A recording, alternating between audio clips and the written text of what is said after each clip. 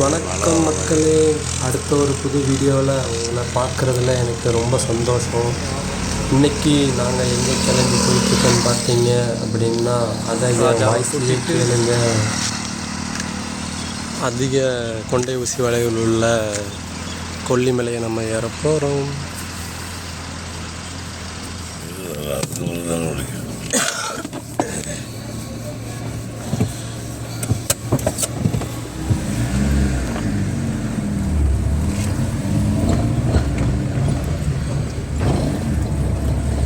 நம்மளோட கொண்டை ஊசி வளைவுகள் ரோடு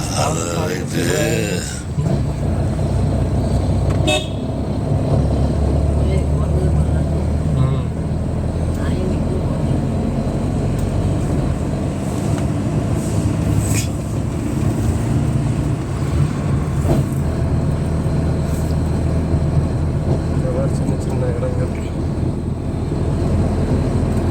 நாமக்கல் வளர்ச்சாலை.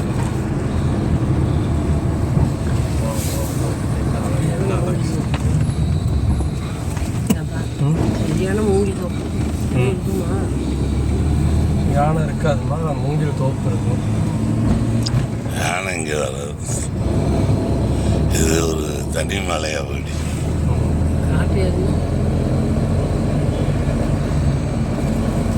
கேட்டாலும் என்னன்னு தெரியல.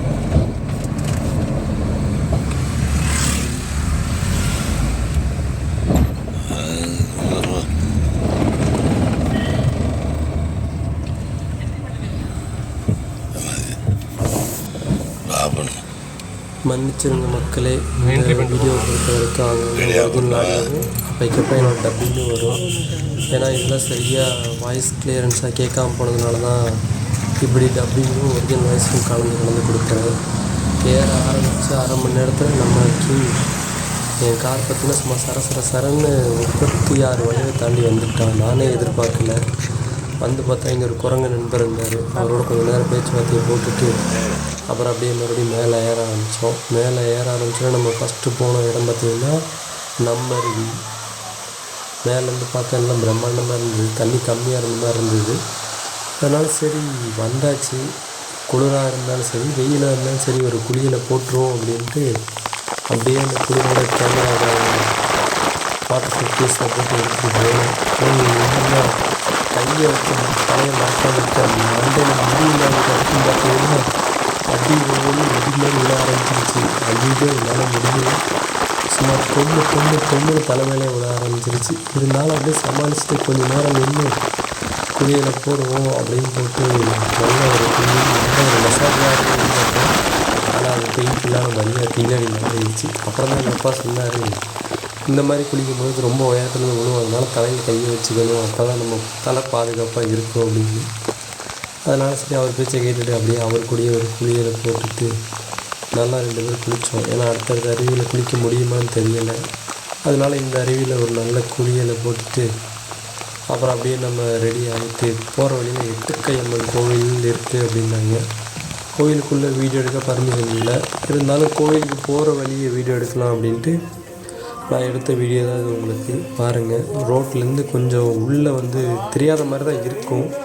ஆனால் கொஞ்சம் கூட்டமாக இருக்கும். பார்த்தீங்கன்னா கேட்டிங்கன்னா அவங்களே சொல்லுவாங்க. வண்டியை ஓரமாக பார்க் பண்ணிவிட்டு அப்படியே பொறுமையாக நடந்து போக ஆரம்பிக்கும்போது தான் இந்த வீடியோவை நான் எடுத்தேன். இங்கேருந்து கொஞ்சம் தூரம் போனோடனே வீடியோ ஆஃப் பண்ண சொல்லிட்டாங்க. இருந்தாலும் முடிஞ்ச வரைக்கும் எடுத்தேன். ஆனால் கோவில் சத்தியமாக தெரியலை. ஆனால் கோயில் நான் நினச்சதை விட கொஞ்சம் சின்ன கோவில் தான். ஆனால் கூட்டம் மட்டும் பயங்கரமாக இருந்தது. அது எப்படின்னு எனக்கும் தெரியலை. அடுத்ததாக கோயிலை முடிச்சுட்டு இதுதான் பார்த்தீங்கன்னா மாசிலா அருவி. இதுக்கு போகிற ரோடு ரொம்ப மோசமாக இருந்துச்சு. அது கார் என்ன போனீங்கன்னா சரளக்கல் அதுன்னு பட்டு தெரிக்குது. ப்ராப்பரான ரோடு இல்லை. ஆனால் பால்ச பகுதிக்கு மட்டும் ஒரு ஆளுக்கு 20 ரூபா என்ட்ரி ஃபீஸு, காருக்கு 30 ரூபா வாங்குறாங்க. அது என்ன கணக்குன்னு எனக்கு தெரியலை. அப்புறம் பார்த்திங்கன்னா நம்ம ஒரு சித்தர் பீடம்னு ஒரு இடம் இருந்துச்சு. நான் வரைக்கும் 3 தடவை கொல்லிமலை போயிருக்கேன். ஆனால் அங்கே இப்படி ஒரு அருவி இருக்கின்றது சத்தியமாக எனக்கு தெரியவே தெரியாது. இந்த தடவை சித்தர் பீடத்தில் இறங்கி போய் பார்க்கும்போது அப்படி இங்கே ஒரு சிற்றறிவு இருக்கிறதே எனக்கு தெரிஞ்சுது. எங்கள் அப்பா அம்மாட்ட கூட நான் சொன்னேன். அவங்க கூட என்ன 2-3 தடவை வந்திருக்கு, இது வரைக்கும் இது பார்த்ததே இல்லையாண்டாங்க. சத்தியமாக சொல்கிற மக்களே நான் 3 தடவை கொல்லிமலை போயிருக்கேன். பைக்கில், காரில், பஸ்ஸில் அப்படின்ட்டு. ஆனால் இந்த அருவி இப்போ தான் ஃபஸ்ட் டைம் நான் பார்க்குறேன். உண்மையாலுமே சொல்கிறேன், எப்படி மிஸ் பண்ணுன்னு எனக்கு தெரியலை. எங்கள் அப்பா பக்கத்தில் இருக்கவங்கள்ட்ட கேட்டு இந்த அருவி தான் கீழே ஆகாயங்க வரும் அப்படிங்கிற மாதிரி சொல்கிறாரு. அது எந்த அளவுக்கு உண்மை அப்படிங்கிறது எனக்கு சத்தியமாக தெரியல. ஆனால் தண்ணி போகிறத அடுத்தடுத்து பார்த்தீங்கன்னா உங்களுக்கே அது புரியும். ஒரு வேளை இது ஆகாய கங்கையாக இருக்கலாம். ஏன்னா இது போகிற வழியில் இன்னும் 2 சிற்றருவிகள்லாம் சேர்ந்து தான் கீழே இறங்கி அந்த தண்ணி கொட்டுது அப்படிங்கிறது என்னோடய கருத்து மக்களே. நான் இது வரைக்கும் கொல்லிமலை 3 தடவை வந்திருக்கேன். 2 தடவை ஆகாய கங்கையில் குளிச்சிருக்கேன். ஆனால் இது வரைக்கும் இந்த சிற்றருவியை பார்த்ததே இல்லை. இப்போது இது பார்க்க அவ்வளோ அழகாகவும் இருக்குது, இதோட சத்தம் அருமையாகவும் இருக்குது. கொல்லிமலை வரவங்க மறக்காமல் இந்த சிற்றருவியை பார்த்துட்டு போயிடுவோம். இன்னுமே ஒரு நல்ல இடம்.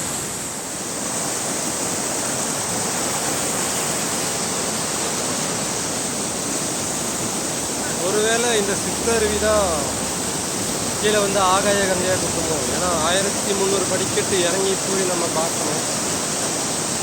அப்போ ஒருவேளை இது ஆகாய கங்கையாக இருக்கலாம், இருக்கிறதுக்கு வாய்ப்புகள் அதிகமாக இருக்கிறது.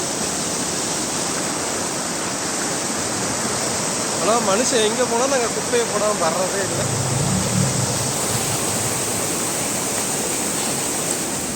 மக்களே, இது பார்த்திங்கன்னா ஆகாய கங்கை. இது எப்போ எடுத்ததுன்னா 2024 கடைசியில் நான் எடுத்தது.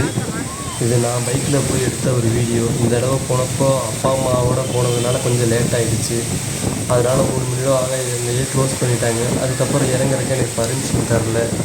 இது என்னோடய பழைய வீடியோ, நான் பைக்கில் போனப்போ எடுத்தது.